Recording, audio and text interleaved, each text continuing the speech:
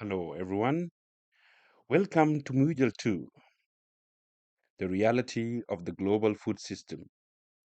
This module is going to teach us a lot, and we are going to go through step by step of the implementation. So it's not only conceptual framework, but also practical implementation. You will enjoy it because you will learn so much and you will apply immediately what you have learned. Every day, billions of people trust that food traveling thousands of miles from unknown sources won't harm them. Behind these daily miracles lies something unprecedented in human history, a global food system that fundamentally changed the nature of risk. Most courses teach you what to control.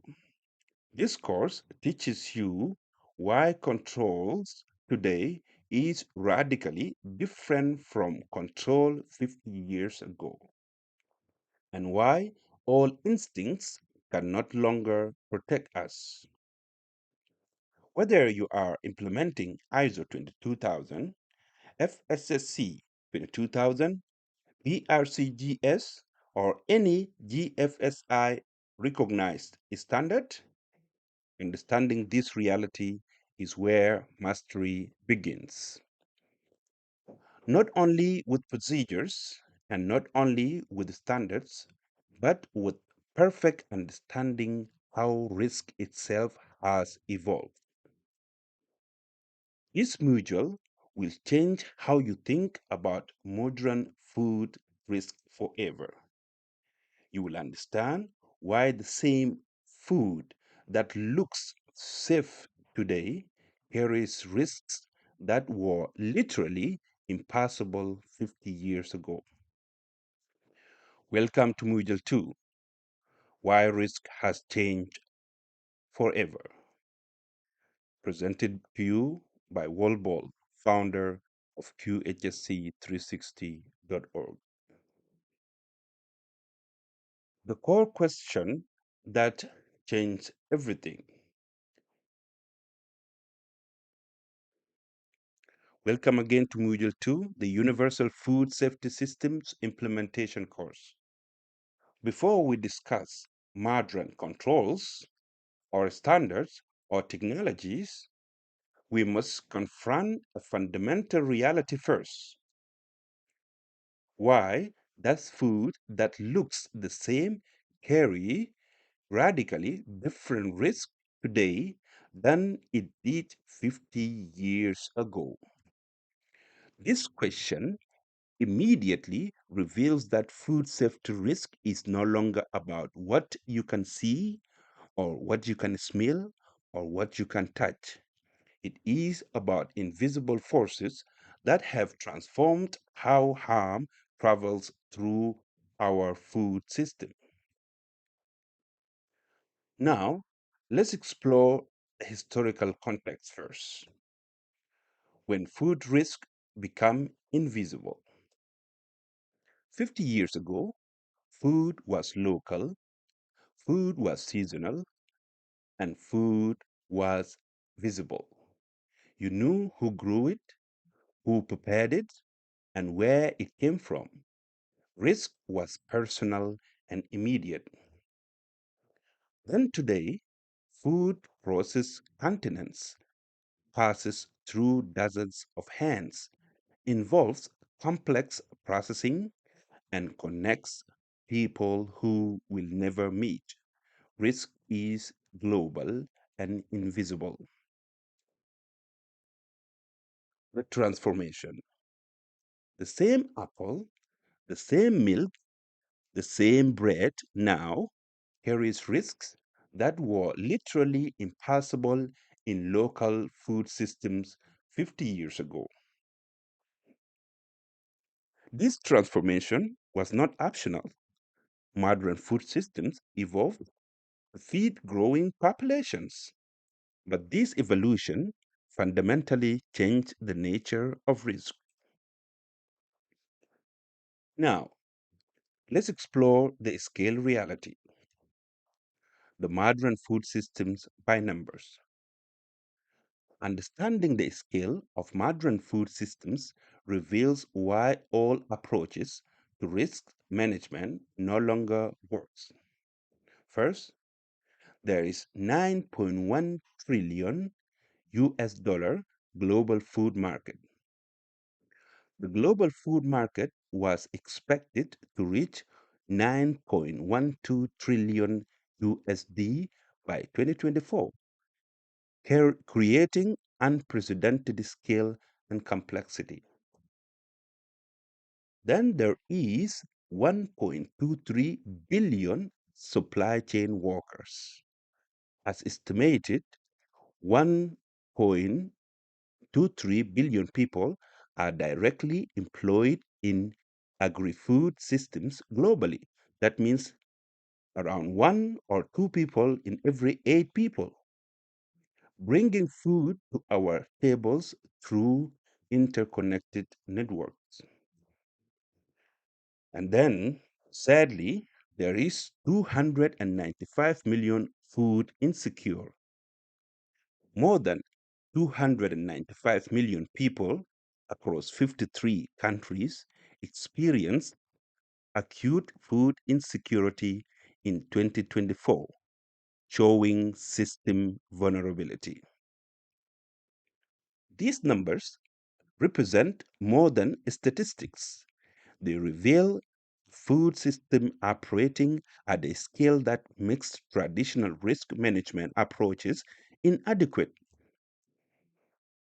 The three forces that redefine food risk. Let's explore those forces and then give real world example, and then we will show you how you can manage that in real life. We will show you the implementation step by step throughout the course, so stay with us. Three irreversible forces have fundamentally changed how food safety risk operates. Understanding these forces is essential for anyone working in modern food system. The first force is scale. When one failure becomes thousands. The second force is distance, when trust replaces visibility. And the third force is complexity, when no one sees the whole system. Each force operates independently.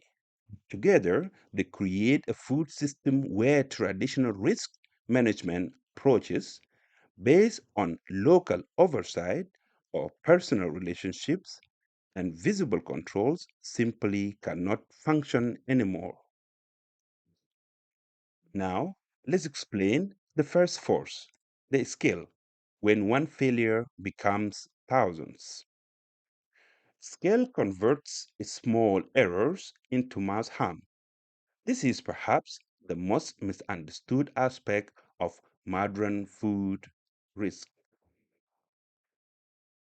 We have batch amplification.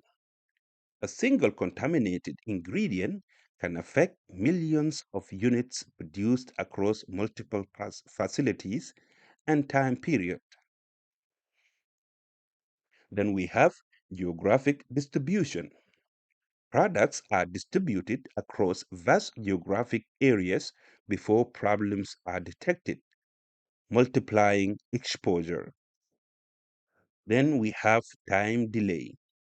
By the time problems are identified, contaminated products may have been consumed across multiple markets. A single error no longer affects a family, it affects a population, as you can see. This is why modern food safety systems cannot rely on the assumption that a small mistake have a small consequences. No, not anymore. Scale fundamentally changes the mathematics of harm. Now, let me demonstrate that with a real world example when scale amplifies harm. Consider this scenario from modern food system. A single Let's say, for example, a single dairy processing facility in New Zealand supplies milk powder ingredient to hundreds of food manufacturers. A contamination incident occurs affecting one day's production. That one day production, let's say, for example, is approximately 8,000 kilogram of milk powder. In a local food system 50 years ago, that production would have been small, way smaller, and this incident would have affected perhaps around 80 families in maximum in the surrounding area. But in today's system, with the complexities uh, of the scale that we explain, this incident will affect the contaminated ingredient is shipped to 52 different manufacturers across 18 countries. It's used in 180 different products, around 180 or more different products over 3 weeks that include infant formula, protein bars, baked goods, beverages, you name it. And products reach more than 22,000 retail locations worldwide. By detection, an estimated of 3.1 million customers across 6 continents have been exposed just from that single incident. The contamination incident was identical in both scenarios, right?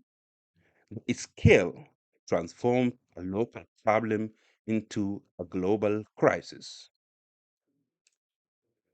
This is why experience from smaller scale food system cannot be directly applied to modern food systems. Scale changes everything about risk behavior. Now let's explore the second force, which is distance, when trust replaces visibility. Distance removes sensory verification and replaces it with systems and assumptions. These create invisible dependencies that don't exist in local food systems. The first type of distance we have is a geographic distance. Food travels thousands of miles from production to consumption, crossing multiple times dozens and regulatory jurisdictions. Then we have the second type of distance, which is organizational distance. Multiple companies handle food between producers and consumers, right? Like the delivery companies, uh, like Amazon, like logistics company. A lot of companies handle products or food products between producer and consumer, and with each of consumer or producer have different systems, different cultures, and different priorities. Then we have the third type of distance is cultural distance. Different regulatory systems and different languages. There are different regulatory systems and there are different languages. And business practices must align for food safety to work. Then we have fourth type of distance, which is time distance. Significant delays between cause and effect means problem may not be discovered until harm has already occurred. And I will demonstrate shortly with real world example. Distant forces use uh, distant forces us to trust people who we will never meet, and processes we will never see, and controls we cannot feel. Now, let me explain the distance with real world example when distance break visibility. Consider this modern supply chain reality. Hypothetically, fresh berries harvested in Chile. Let's assume that because this type of transportation happen in many companies in real life. So after the fresh berries have been harvested in Chile, they are transported to Mexico for sorting and packing. Then from there, they are frozen in Canada. And from there, they are distributed through United States logistics to a smooth chain in Japan. You see that complexity? Now, the barrier has passed through all of the following. First, the farm and harvest workers. Second, collection facilities. Third, primary sorting and packing plant in Mexico. Then international refrigerated shipping. And then it passed through freezing facility in Canada. After that, it passed through cold chain storage warehouse. And from there to US distribution center. From there to international shipping to the Japan, and from there to the restaurant preparing kitchen or restaurant preparation kitchen. At each handover or all of the above, critical information must transfer in visibility.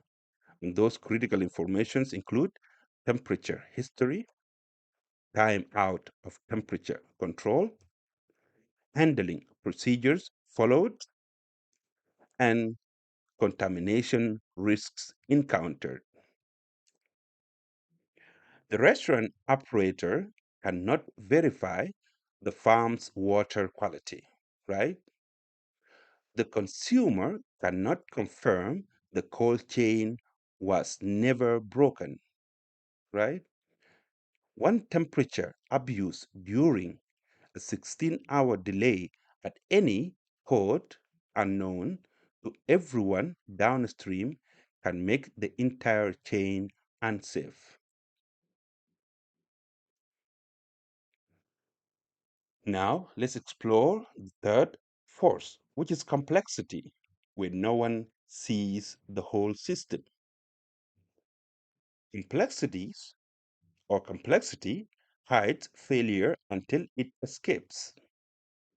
Modern food systems involve so many variables that comprehensive oversight by any single entity becomes impossible.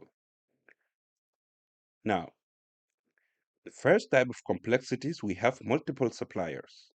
Ingredients sourced from dozens of different suppliers, each with their own supply chain and risk profile. The second type of complexity is subcontracting networks. Critical processes, as we all know, outsource to third parties who may further subcontract entities unknown to the original buyer. The third type of complexity is rework and redistribution. Products rejected by one customer re enter the supply chain through different channels, often with reduced traceability. Then the fourth type of complexity is fragmented accountability, because responsibility for food safety distributed across multiple parties with different capabilities and incentives. Complex systems don't fail because people are careless. They fail because no one can see everything at once. But we are going to explore together how to manage this. And it's going to be easy, right? First, let's understand. This complexity is not accidental. It emerged naturally as food systems optimize for cost, efficiency, and consumer choice. But it fundamentally changes how food safety must be managed. Now let me demonstrate with real world example when complexity hides risk. Consider a major retailer's supply chain for frozen chicken product. Okay, we all eat chicken. No, most of us, let's say. The visible to the retailer when you go to the supermarket or when they are bringing this product to the supermarket, they just show one thing that's the supermarket need. Primary supplier provide frozen chicken with certification and test result. So if the certification and test result are acceptable, then the chicken is accepted, right? Now, there are hidden complexity behind all this, and those complexity are the following. First, primary supplier sources from different poultry farms. Then farms use 9 different feed suppliers, and water sources comes from 5 different municipal systems. And then processing is done by 4 different labor contractors. And after that, a slaughter facility processes for 11 different customers. Then rejected product is sold through 3 different brokers. After that, packing materials come from 4 different suppliers. After that, cold storage managed by 2 different logistics companies. A lot of hidden complexities, right? The retailer believes they are managing one supplier. In reality, they are depending on a network of over 40 entities, most of which they have never heard of. When contamination occurs, tracing the source requires investigation, this entire hidden network.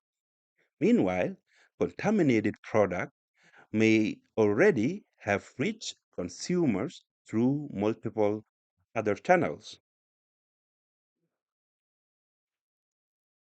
Complexity doesn't just make problems harder to solve, it makes them harder to see coming.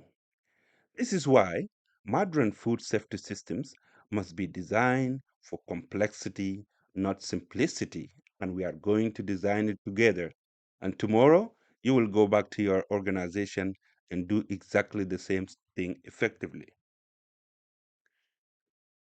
Now, let's explore the invisibility problem.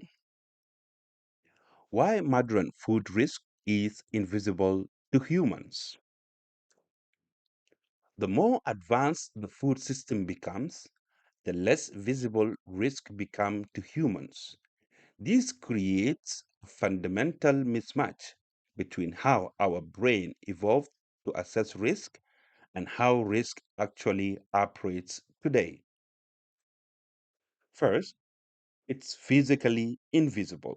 Most food safety hazards cannot be seen, cannot be smelled, or and also cannot be tested by consumers, and even sometimes through even trained professionals cannot also do that. Now, the risk is informationally fragmented. Critical information about food production is scattered across multiple systems and organizations. Then, risk is temporarily delayed. Effects of contamination may not appear for days or weeks after exposure, making causal relationship difficult to establish.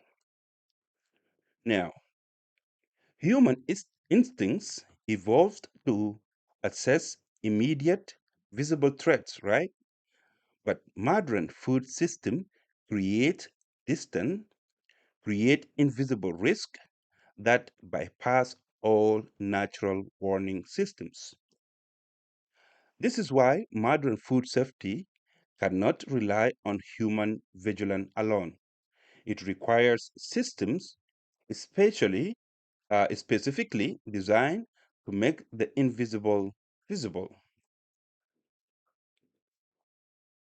Now let's see why experience no longer protect us. This reality that we just explained directly challenges senior professionals who build their careers on experience and intuition. The challenge must be respectful but clear, right? Respectfully, we will explain why there are limitations for the experience. And we will demonstrate that with real world example right now. First, experience is valuable, right? We all agree that experience provides deep understanding of how food systems work. Also, having food safety experience offers insight into common failure modes, right? And also, an experienced quality manager enables quick recognition of obvious problem. And also, experience builds judgment about risk priorities. But experience is backward looking because experience is based on patterns from simpler or more visible systems. Experience cannot predict novel risks from new configurations. An experience may miss invisible hazards that leave no sensory trace. Also, experience assumes past patterns will predict future outcomes, and those are flawed, and we will explain respectfully. Having experience tells you what has gone wrong before. Systems exist to protect you from what has never gone wrong yet. That's why we need systems. This is not a criticism of experience, it is an acknowledgement that the food system has evolved faster than human intuition can adapt. Now let me explain that with real world example. When good intentions become dangerous at the scale. Let's consider an experienced quality manager with 25 years in the industry. Give me a second.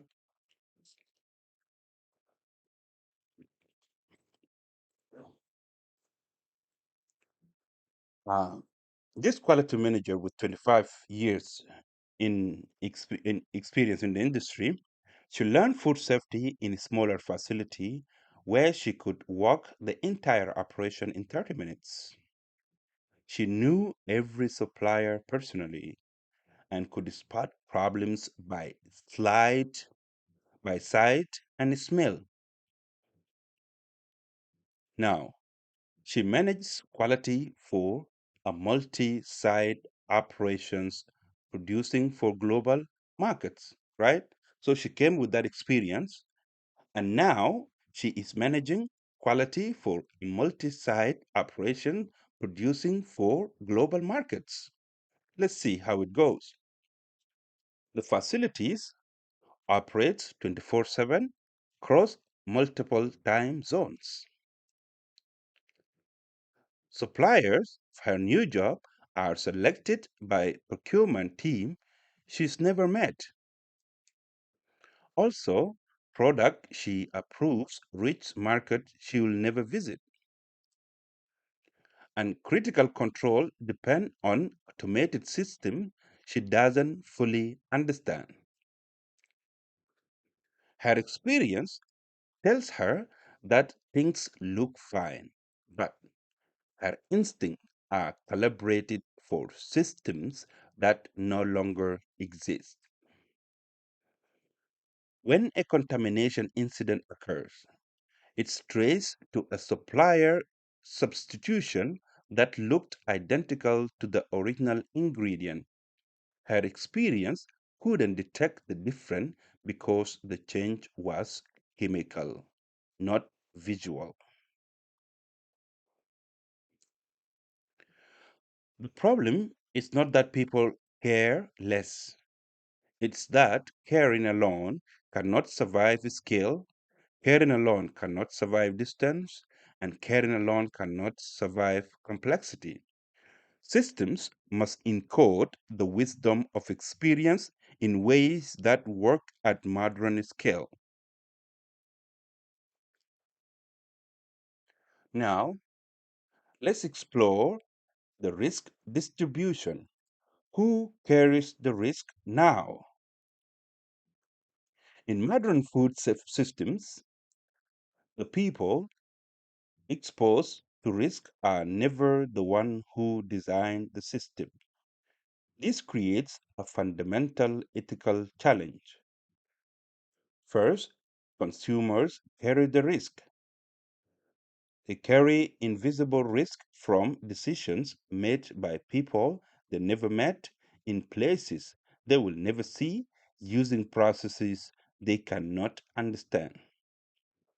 Secondly, regulators carry the risk because regulators react to outbreaks after harm has occurred, often unable to prevent problems they cannot predict. Thirdly, companies carry the risk because companies observe reputational and financial damage from supply chain failures beyond their direct control.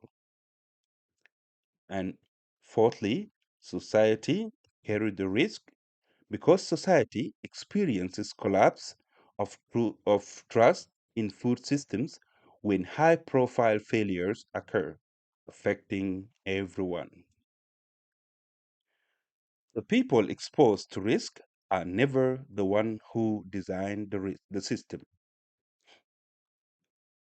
This asymmetry creates moral responsibility for everyone involved in food systems, from farmers to executives, to design systems that protect people who have no ability to protect themselves.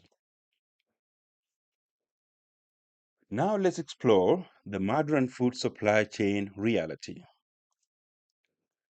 To understand why risk has fundamentally changed, we must see the modern food safety as it actually operates, not as we imagined how it operates.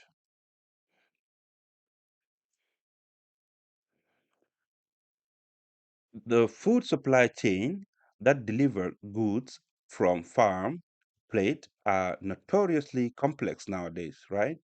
With global sourcing and outsourcing making these even harder due to varying interdependencies between firms. First, we have from primary productions, farms using inputs from global suppliers, selling to aggregators and brokers. And from there to processing facilities combining ingredients from dozens of sources, producing for multiple markets. And from processing to distribution complex logistics networks crossing borders and regulatory jurisdictions. And from distributions to retailers. Retailer are the final sale points with limited visibility into upstream supply chain complexity. Now, each arrow that we define above represents not a single transaction, but a complex web of relationships, dependencies, and potential failure points. Now, let's explore the supply chain fragility, how modern disruptions reveal system fragility. Recently, or the recent global events have exposed just how fragile these extended supply chains really are and how quickly localized problems become global crises. First, we have COVID-19 pandemic. Supply chain bottlenecks began during the COVID-19 pandemic, leading to uncertainty around food supplies and revealing how interconnected global food systems had become. Then, secondly, we had the Ukraine conflict, which we're still having as of 2026. Russia's invasion of Ukraine was exacerbated in 2022, right? With Ukraine known as the basket bread of Europe's, ranking among top global exporters. So that disrupted the global grain market when the invasion happened. Thirdly, we have trade restrictions. As of June 2024, 16 countries had implemented 22 food export bans, and 8 of those countries had implemented 15 export limitation or limiting measures in response to supply concerns in their own countries. Then, fourthly, we have climate disruption. Wheat yields are adversely affected by unfavorable climatic conditions, such as drought and frost, and particularly in pivotal agricultural regions, as we are witnessing with the current climate change. These disruptions reveal that what appears to be a stable food system is actually a complex network of interdependencies that can cascade into crisis rapidly. Now, why good intentions become dangerous at modern scale? The experience that we spoke about before. One of the most challenging concepts for experienced food professionals to accept is that good intentions not only fail to scale, they can become dangerous. And I will elaborate. First, personal care doesn't transfer, which means individuals may care deeply about safety, but this caring cannot be transmitted across long supply chains and multiple handovers. Then we do have the good intentions vary because different people, different culture, and different organizations have different interpretation of good enough and safe enough. Then we do have intentions don't cross borders. As a fact, what seems like reasonable risk in one regulatory context may be unacceptable in another. Fourthly, caring cannot be verified. You can care as much as the whole world, but how can that be verified? Downstream users have no way to verify that upstream producers share their level of commitment to safety. The problem is not that people care less, it is that caring alone cannot survive skill. Now, this reality requires a fundamental shift from relying on individual commitment to building systems that work independently of any individual's good intention. Let me demonstrate that with real world example when systems fail despite good intention. You remember the statistics that we spoke about before, the 9 trillion. Now, consider global food supply chain during a recent contamination incident, hypothetically, but realistically. A coffee processing facility in Brazil genuinely, genuinely they care about quality. They have invested in modern equipment to upgrade their operations and to ensure the quality. They train their staff regularly, and they have never had any major incident in 18 years of operations. That's how good they are with the quality. Now, during an unusual wet harvest with the climate change that we are witnessing, moisture control becomes challenging. The owner believes the facility's drying system is adequate, which is justified, but we will explore what that justification of believing is not enough.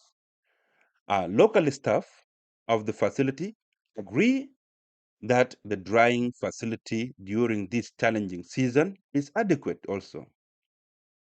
Moisture level looks normal to them. Okay, it looks normal. Now, however, the facility now supplying coffee beans to roasters and food manufacturers in 31 countries with different moisture requirement, different climate, different season, right? What appears acceptable in the local context in Brazil exceeds moisture limits required for products sold in arid climate such as Middle East or some other arid countries. Now, 4 weeks later, products containing the coffee develop mycotoxin contamination in the Middle Eastern warehouses. You see, this is after 4 weeks. Products containing the coffee from this supplier developed mycotoxin contamination in the Middle Eastern warehouse where they export it. By the time the problem is detected, the following happened. 62,000 kg of finished products are affected. Products have reached more than 1,800 retail locations. Consumer exposure has occurred across 12 countries. Regulatory investigation began in multiple jurisdictions. Now, everyone involved had good intention, including the owner, right? But the failure occurred because local judgment about acceptable risk could not account for global requirements. Now let's explore system implications. What this means for food safety systems, what we just explained. Understanding these three forces, the scale, the distance, and the complexity, completely change how food safety systems must be designed and managed. And we are going to do that in this module. Systems must make invisible risk visible. So we have to design it in a way that through monitoring, through testing, and through verification, that human senses cannot provide. All right. So we need to design a system that must make the invisible risk visible through monitoring, testing, and verification that human senses cannot provide. Secondly, systems must bridge distance. How? Through traceability, through communication, and through verification, systems that work across borders and time zones. Thirdly, systems must manage complexity through a structured approach that maintain control even when no single person can see the whole network. Then system also must prevent amplification through controls that stop small problem before they become large crises. And we are going to do that. This is why random food safety standard, sorry, this is why modern food uh, safety standard exists. They are not bureaucratic requirements. They are systematic responses to the reality of scale, distance, and complexity. Now, let's together explore the practical implementation. Managing scale. Let's start with the scale first. Through standards. I will explain now how standards address, how each standard address the scale. First, let's start with ISO 22000, 2018, response to scale. ISO 22000 response to scale is through class 8.2 with prerequisite programs or PRPs. The purpose is to prevent contamination at source before scale amplified. I will go through the standards and then I will design it through companies shortly here, okay? The practical application of clause 8.2 or PRPs is to establish facility-wide controls that work regardless of production volume. Implementation, including we need to document or to make documentation of PRPs that scale with production. For example, cleaning frequencies, pest control zones, and personal hygiene, etc., etc. Then we have the scale is addressed in our ISO 22000 food safety management system through class 8.5.2, which is critical control points or CCPs, as we all call it. The purpose here is a systematic control to prevent small failures before becoming they become mass harm. The practical application of CCPs is to identify points where loss of control is equal to large scale impact. Implementation of CCPs is to set critical limits based on worst case scale scenario, not average production. Thirdly, the scale here is addressed in ISO 22000 through class 8.9, which is control of monitoring and measurement. The purpose is human oversight cannot scale. So measurement systems must it must control and must monitor and must measure. The practical application for monitoring and measurement is through automated monitoring for high volume operations. And the implementation is by calibrated instruments and continuous recording and automated alert. Now, let's explore FSSC 22000 additional requirement for a scale, how they address the scale. We have in FSSC 22000 in clause 2.5.13 allergen management that include why first why it matters at the scale when allergen cross contact can affect thousands of units, right?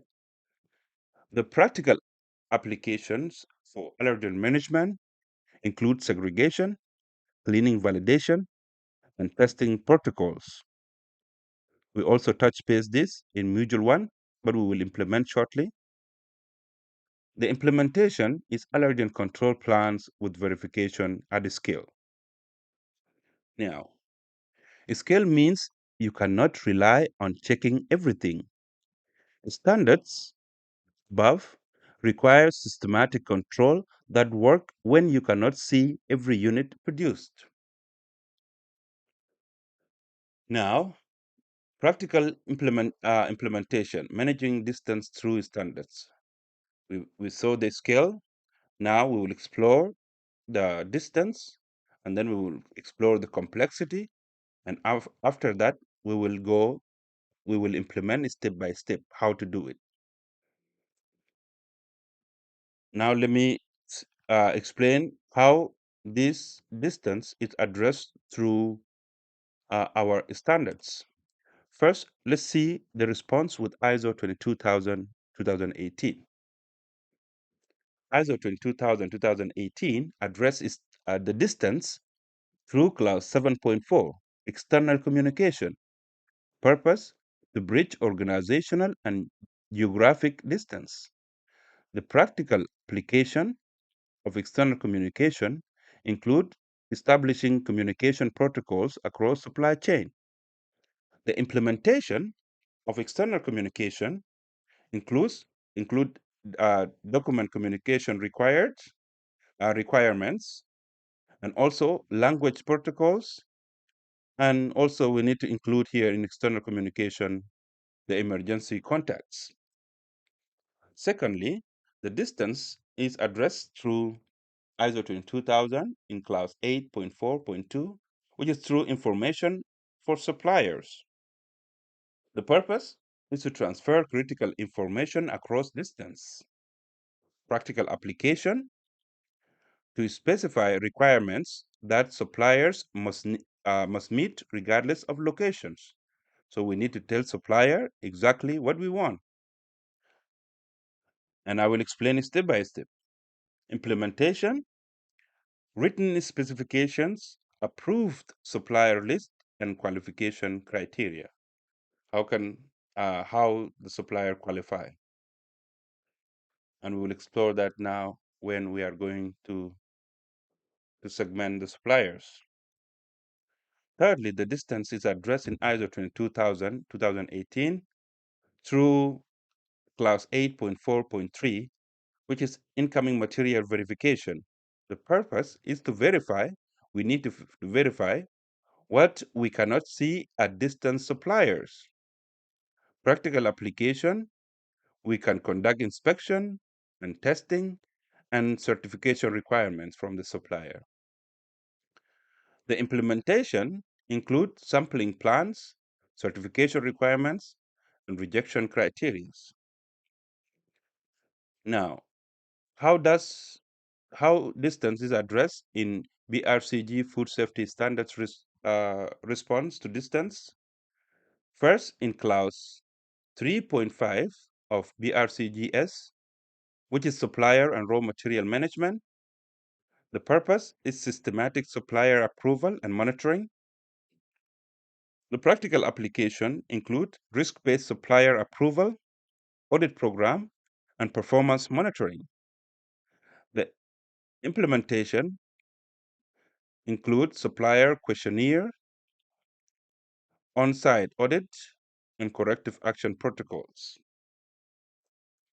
Then also, distance is addressed in BRCGS food safety standards through clause 3.6, traceability. Purpose here is to follow products across distance when problems occur. Practical application, one step forward traceability and one step backward traceability. Implementation, including lot coding system, record retention, and trace testing. Now, distance means you must trust system, not people. Standards provide the framework for systematic verification across geographic and organizational barriers. Now, let's explore the practical implementation of our third force, which is complexity through standards. Now, let's see how standards address the complexity. First, ISO 22000-2018 responds to complexity through first clause 8.5.1.5, which is hazard analysis in ISO 22000.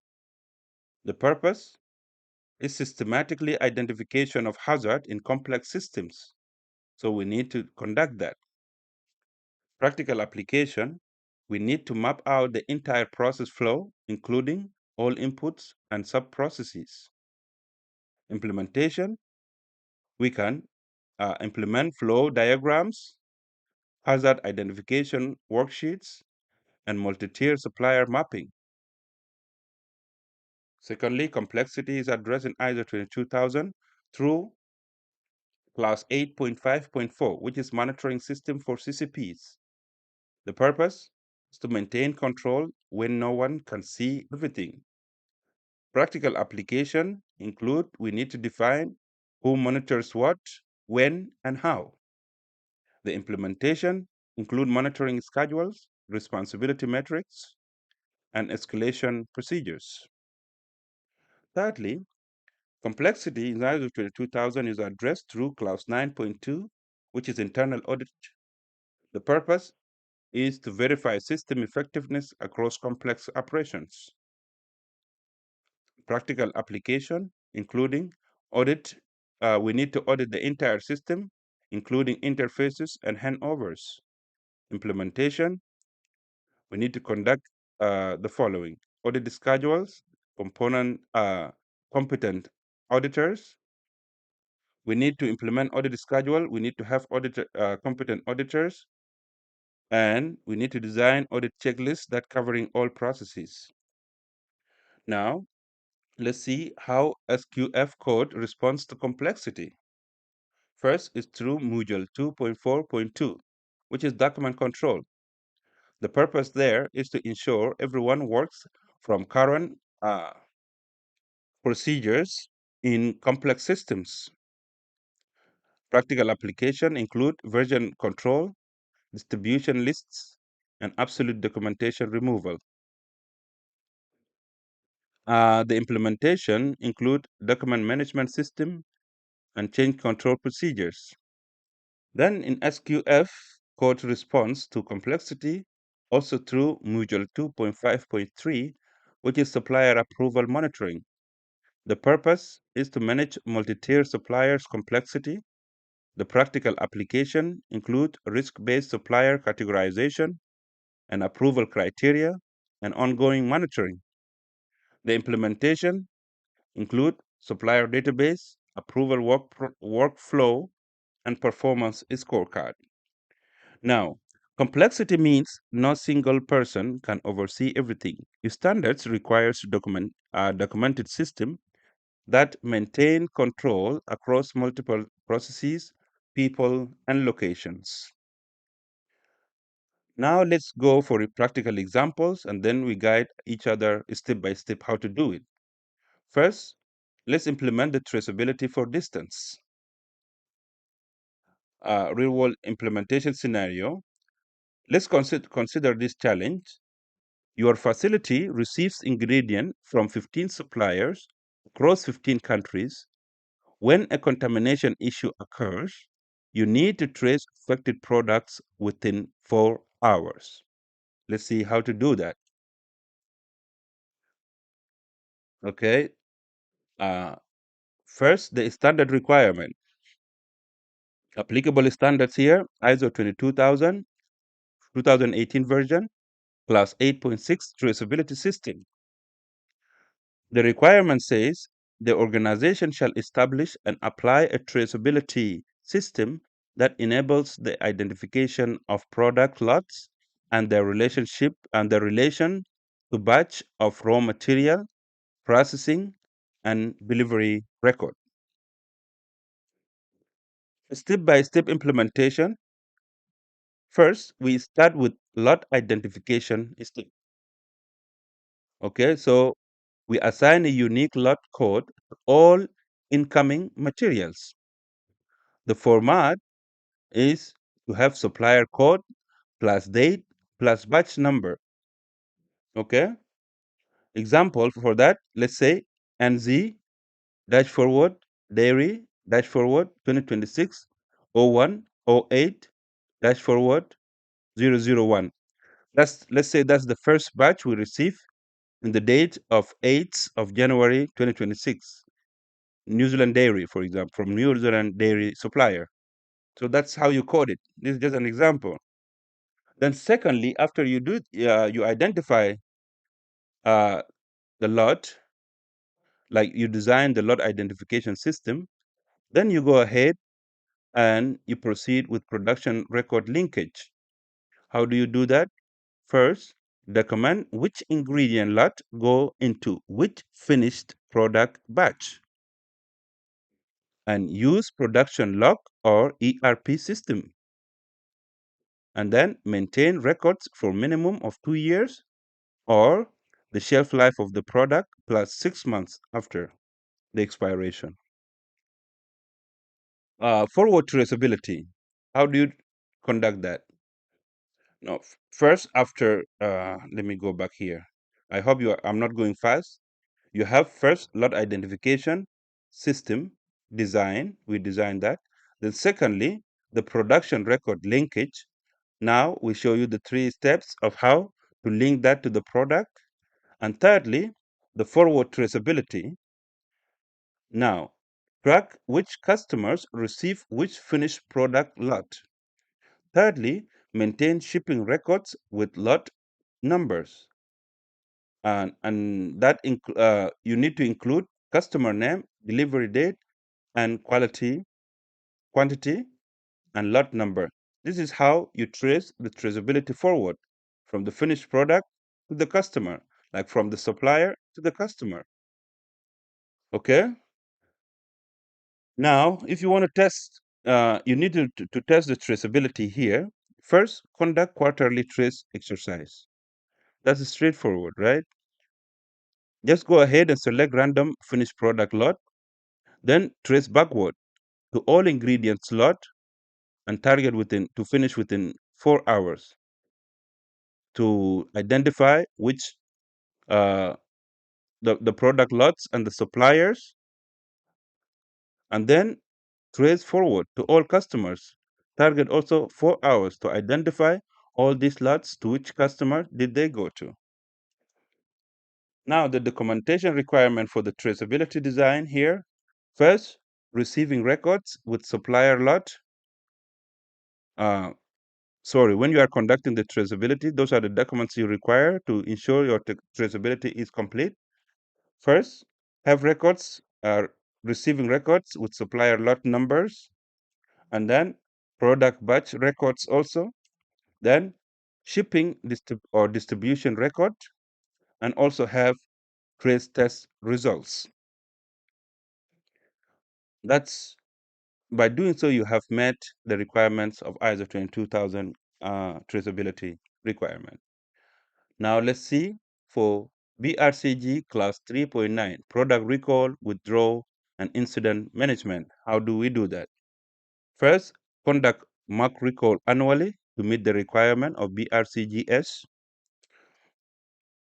Secondly, ensure to test the entire traceability system end to end or A to Z, and then document time taken and effectiveness.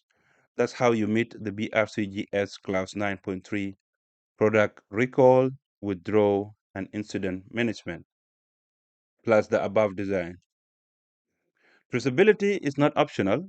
It is your ability to protect consumers when distance makes direct ownership impossible. Now, let's explore the practical example for implementing supplier management for complexity. First, let's consider this challenge in this scenario of implementation. Your facility uses 45 different ingredients from 30 suppliers. Some suppliers are local, others are international, some are high risk, like raw material supplier, and others are low risk, for example, packaging supplier. How do you manage this complex systematically? Now let's implement that together. First, let's see the standard requirement. ISO 22000 clause 2.5, FSSC 22000 clause 2.5.8.5 supplier, which is supplier food safety management. The requirements are FSSC 22000 is the organization is that it restates the following: the organization shall have a process to valid to evaluate, select, monitor. The organization shall have a process to evaluate, select, monitor performance, and re-evaluate suppliers of raw materials, ingredients, and primary packaging materials. Let's do that step by step.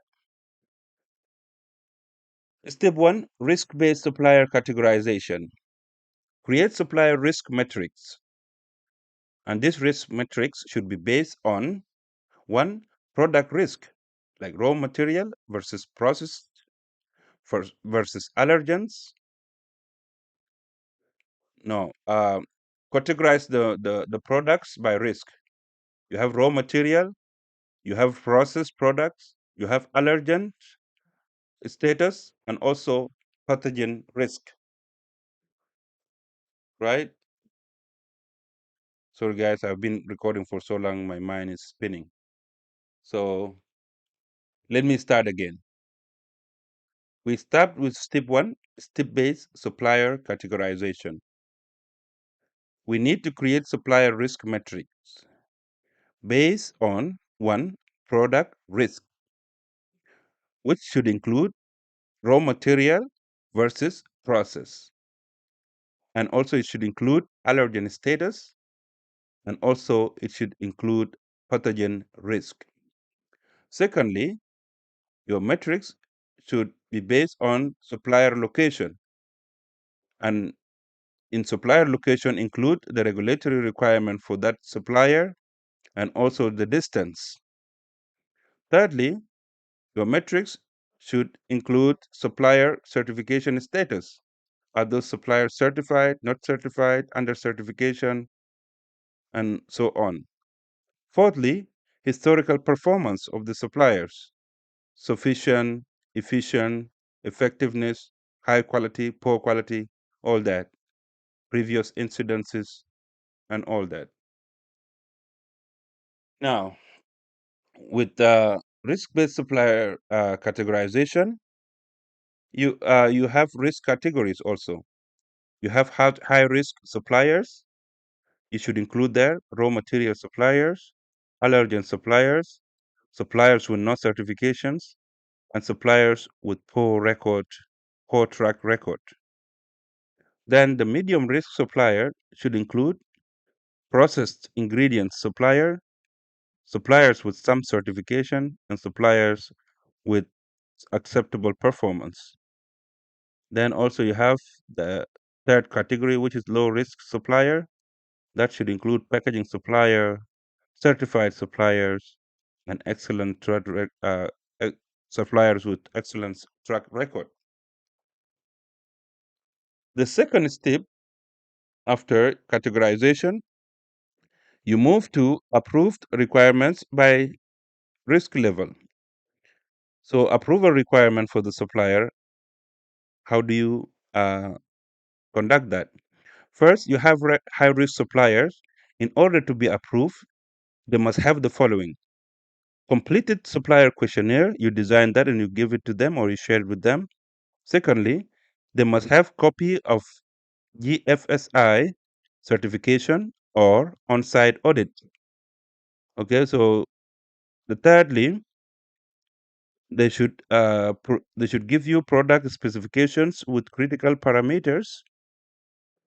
Fourthly, they should give you test results for key hazards, and also they should give you a signed supplier agreement, and finally they should give you annual performance review. That's how you approve the high risk supplier. Uh, for the medium risk suppliers to be approved, they should present the following: completed supplier questionnaire, copy of certification, or desktop audit. For medium risk supplier, you can do desktop audit. Thirdly, they should give you product specifications and also the certificates of analysis or COA with each delivery. and then you can conduct biannual performance review. Uh, the last or the low risk suppliers approval should give you the following: basic supplier information, product specifications, certificate of analysis on request, and annual performance review. The third step is ongoing monitoring. So you need to track suppliers' performance metrics, including the following in your metrics: on-time delivery rate, quality complaints, non-conformances, certification validity, and also audit findings. Fourth step is documentation system. You should maintain for each suppliers the following: approved supplier list, and you should update that every 3 months. Then supplier approval package, then performance scorecard for suppliers, then corrective actions record, and also reevaluation records. Now, let's see for BRCGS clause 3.5.14 for supplier performance monitoring, what to do. First, review supplier performance at defined intervals and maintain the records there. Secondly, take actions when performance declines. Thirdly, document all reviews and actions. And that's how you meet BRCGS clause 3.5.14 for supplier performance monitoring. Now, complexity requires systematic categorization, and not all suppliers need the same level of oversight as we categorize them above there, but all need documented oversight. Practical example. Now let's look at HACCP implementing HACCP for scale. Let's consider the following challenge in real-world example scenario. Let's consider your facility produces 50,000 units per day across 3 production lines. A single CCP failure could affect thousands of consumers before detection. Now, how do you implement HACCP that prevent amplifications? Let's do that. First, the standards requirements. We have ISO 2018 class 8.5, which is HACCP system. The requirement for class 8.5 statement is the following: the organization shall implement that HACCP systems by conducting hazard analysis, determining CCPs, establishing critical limits, implementing monitoring system, and establishing corrective actions, and conducting verifications. Now let's do that step by step. In step 1, let's conduct hazard analysis. That's what you need to do first, as per class 8.5.1. While you are conducting hazard analysis, for each process step, identify the following. First, biological hazard that include pathogens or toxins. And secondly, identify chemical hazards, including allergens, cleaning chemicals, and contaminants. Thirdly, identify physical hazards from each process step, include metals, glass, and plastics. Now, to assess that, you should apply the following. First, consider the severity. What harm could happen from this step, from this hazard of this step that you have identified? Secondly, the likelihood. How probable is the occurrence of this hazard from this step that have been identified? Thirdly, what's the scale of impact? How many units could be affected if this risk of this step happened? Example for that. Let's consider a thermal processing step. The hazard there is salmonella survival. The severity is high because serious illness or death could happen. Likelihood medium if time or temperature are not controlled. The scale of impact there are high. The entire batch of 5,000 units could be affected. So what do we need to do here? We need to conclude that this is a critical control point. Second step, determine critical control point, clause 8.5.2. Use decision tree to do the following. First, ask, is control at this point a step necessary for safety? If yes, then could contamination occur or increase to unacceptable levels? If yes, will subsequent step eliminate or reduce hazard? If no, then the result is this is a critical control point. Third step, establish critical limits to meet clause 8.5.23, clause 8.5.2.3. To establish a critical limit, you must do the following. First, the limit must be measurable. That in terms of temperature, time, pH, or water activity. Secondly, your critical limit must be based on scientific evidence or regulatory requirements. Thirdly, your critical limit must be validated to ensure they control the hazard. Let's consider the example of CCP of thermal processing. The critical limit there is minimum of 75 Celsius for 15 seconds at product core. The basis of that claim is validated on achieving 6 log reduction of salmonella. The measurement there is a calibrated temperature probe. For the step, implement monitoring system to meet clause 8.5.4. We need to define the following. First, the what. What is core temperature? Secondly, how. First what, and then you said the core temperature. We are still talking about thermal processing. How do you monitor that? The answer, through calibrated digital thermometer. That question asks when. When can you be monitoring that? The answer, every batch and continuous monitoring. Also, you need to define who. Who will be monitoring that?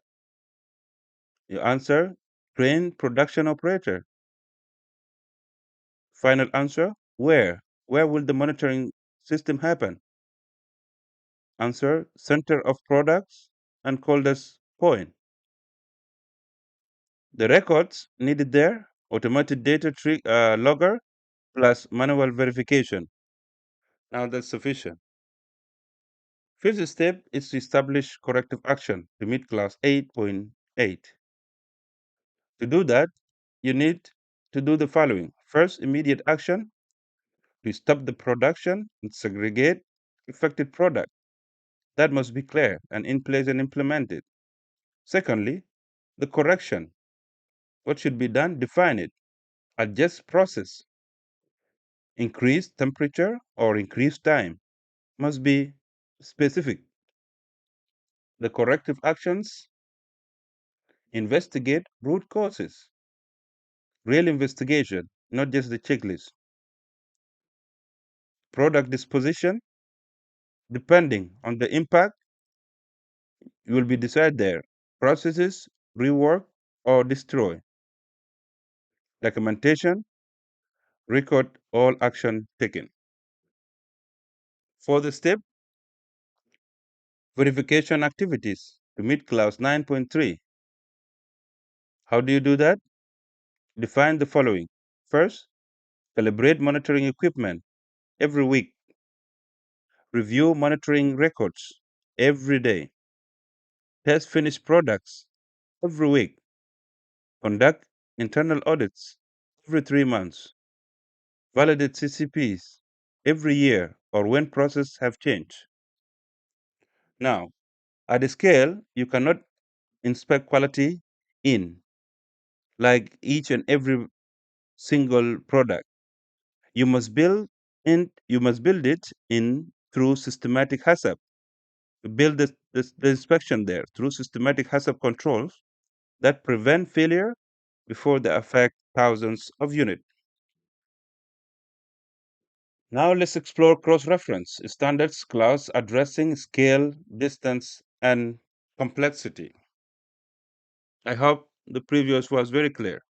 Now, let's have a quick reference guide showing which standards clause address each force.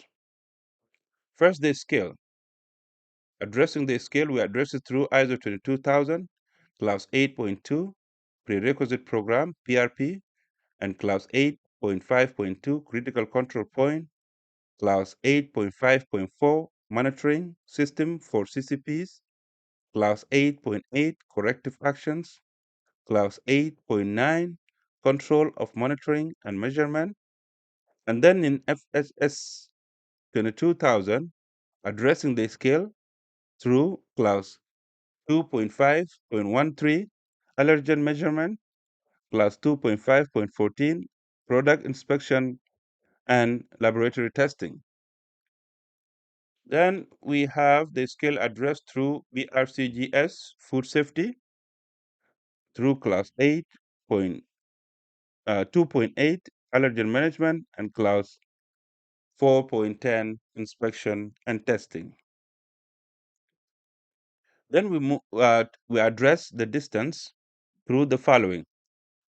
First, in ISO 2018, through clause 7.4, external communication, through clause 8.4.2, information for suppliers, through clause 8.4.3, incoming material verifications, and through clause 8.6, traceability systems.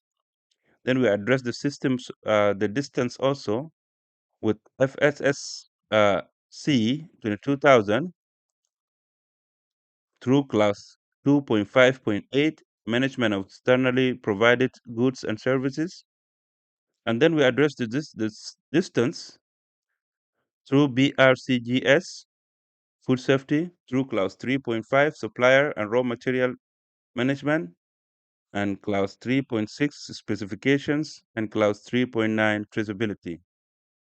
And then we address the distance also through SQF code, through module 2.5.3, supplier approval and monitoring, and module 2.6.2, traceability. Then we move to test third force addressing of complexity with ISO 2018. We address that through clause 8.5.1.5, which is hazard analysis, then through clause 9.2, which is internal audit, then through clause 9.3, which is analysis and evaluation of verification results. And also we address the complexity through FSSC 22000, through clause 2.5.1, food defense, clause 2.5.2, food fraud mitigation. BRCGS, we address also the complexity through BRCGS food safety, and through clause 2.3, document control, through clause 3.5.1.4, supplier performance monitoring, and through clause 5.4, food defense. And then we address the complexities through SQF code, first through the module 1, module 2.4.2, document control, through module 2.5.3.2, supplier approval, through module 11.2, food defense. Now, every standard requirements exists to address a real-world challenge created by scale, by distance, or by complexity. Understanding this connection transforms compliance from checkbox exercise to purposeful risk management. Action item. preparing your organization for Module 3. Now, before moving to Module 3, the next video, you need to complete the practical assessment as following. The first assessment, evaluate your scale reality.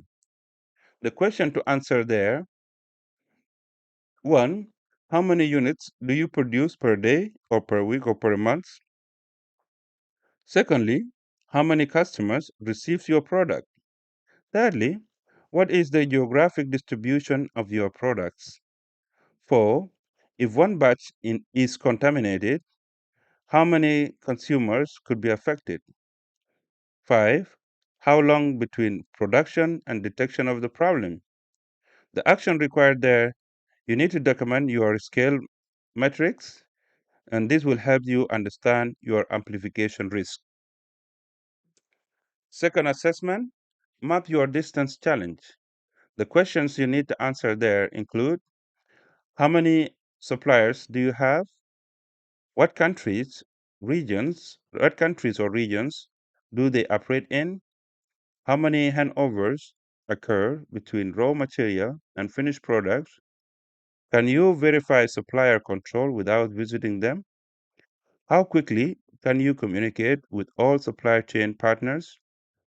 The action you should do there, create a supply chain map showing all tiers, as we classified earlier, of supplier and geographic locations.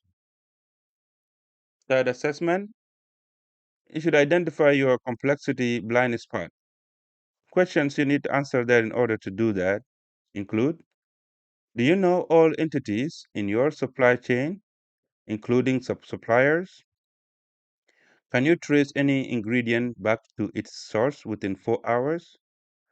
Do you have documented process for all critical actions? Can any single person explain your entire food safety system?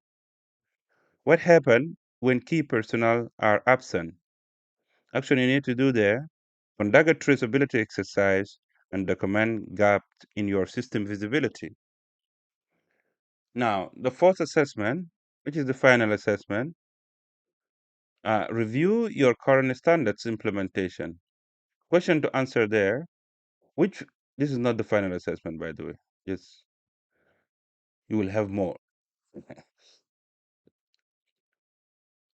Fourth assessment, review your current standards implementation. Questions you need to do there in order to review your current standards implementation include, which food safety standards are you certified to, if any? Which classes addresses your biggest risk, including scale, distance, or complexity?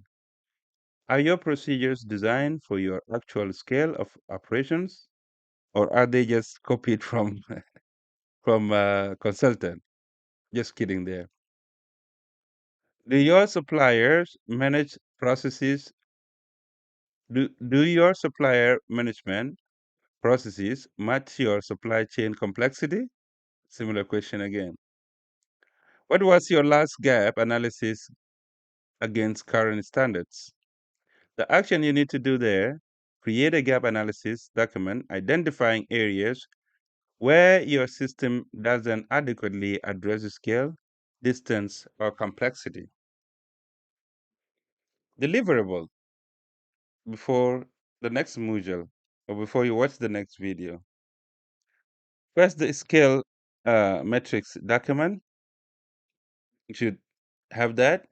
Then supply chain map with visual diagram. Then traceability exercise results. Then you should have analysis summary. Now, Module 3 will teach you how systems fail. And these assessments will help you identify where your system is most vulnerable to the failure patterns that we will discuss next in our next module. Connecting to the standards, let's explore now why requirements exist. Every requirement in modern food safety standards exists as a response to the forces we have discussed so far. Understanding these connections is critical for effective implementation. First, in ISO 22000 requirement respond to scale hazard analysis. Scale means small hazards become big problems. Critical control point, scale requires systematic control, not reliance on vigilance. Monitoring, scale makes human oversight inadequate, and corrective actions there. Scale requires systematic response to prevent amplification. Then in FSSC requirement response to distance and complexity, traceability, distance makes following problems difficult. Supplier management, distance requires systematic verification.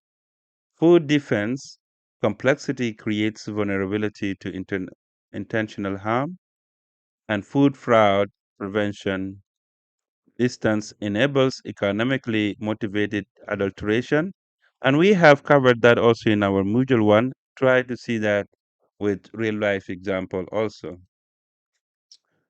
When you understand that the standards are response to real world system challenges, compliance become purposeful rather than mechanical.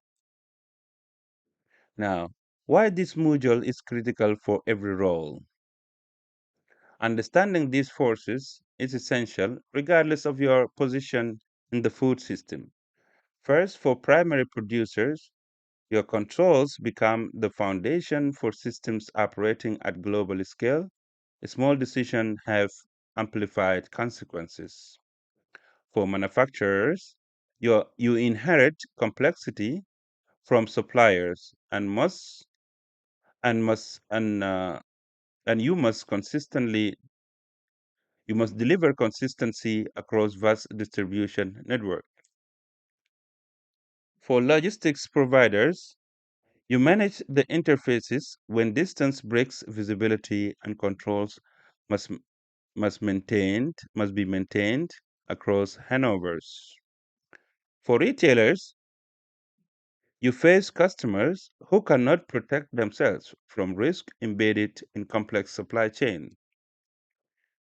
For executives, your decisions shape systems that must work at scales and across distances that make traditional oversight impossible.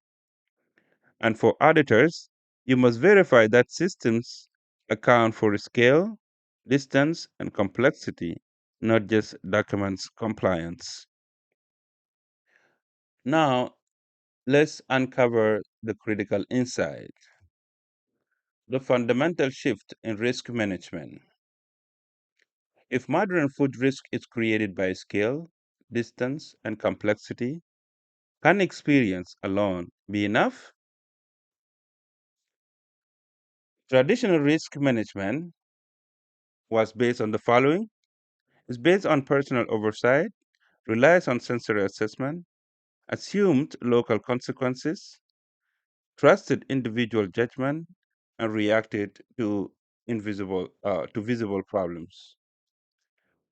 But the modern risk management is the following: is based on systematic controls, relies on measurements and verifications, assumes global consequences, trusts validated systems, and prevents invisible problems. This is why food safety systems are no longer optional. They are the only way human can responsibly manage systems larger than themselves. What this means for implementation, understanding these forces changes how you approach every aspect of food safety system design and management. Design for invisibility. Build monitoring and verification systems that detect what human cannot see. So now your perspective or your approach for design is for invisibility. Now your approach change and now you can plan for distance by creating communication and traceability systems that work across time zones and languages. Your approach change now to manage complexity by implementing governance systems that maintain oversight across multi-tier supply networks. Also, your approach now has changed for control application and by designing intervention systems that prevent small problems from becoming large crises.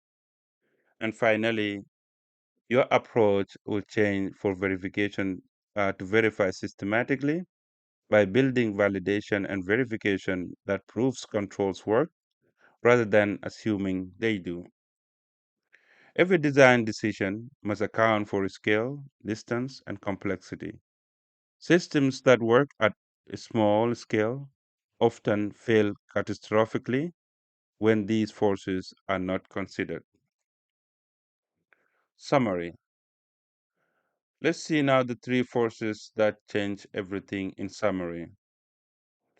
This module provides both conceptual understanding and practical implementation guides as we have experienced so far, recognizing that modern food safety risks operates according to fundamentally different rules than historical food risk. First, scale amplifies everything. Small errors become mass harm. Large systems requires controls that prevent amplification, not just detection. Secondly, distance makes risk invisible. Trust must be systematically created across geographic, organizational, cultural, and temporal distance. Complexity hides failure. No single person can oversee modern food systems. Controls must be embedded in systems, not dependent on oversight. Finally, practical examples. We have gone through a step-by-step implementation guide connecting theory to ISO 22000, FSSC 22000, BRCGS, and SQF requirements. Modern food risk is fundamentally different from historical food risk. Understanding this difference and knowing how to implement standards that address it is the foundation for everything that follows in our next modules. The transition to Module 3. If food safety risk has fundamentally changed, then failure must also follow new patterns. You now understand the following: why risk has changed through scale, distance, and complexity, which standards requirements address these forces, how to implement key controls, including traceability, supplier management, and hazard. In the next module, we will examine how food safety really fails, not in theory, but in the real world of modern food systems. You will learn how failure actually occurs in systems operating at scale, distance, and complexity, and why the same failure patterns repeat across industries, countries, and decades. When you understand both why risk has changed and how modern systems fail, you will be ready to learn how to design systems that actually work in today's reality. And we will do that with our next 11 models. This course consists of 13 models, 13 modules. So we have explored so far. This is our second module. We are going to the third one, and we will have 10 more. Module 2 is complete now. You now understand why risk has changed forever. We have understand three forces: scale, distance, and complexities have fundamentally transformed how food safety risk operates in modern systems. Then we understand that in 50 years, the transformation from local, visible food system to global, invisible networks has changed the nature of risk itself. Then also we understood one reality: food safety systems are not optional. They are the only way to responsibly manage systems larger than human oversight. Modern food risk is fundamentally different from historical food risk. Understanding these differences is the foundation for everything that follows. Thank you for watching and see you in the next Mutual. I am your host, Wall Ball. See you next time. Take care and bye bye.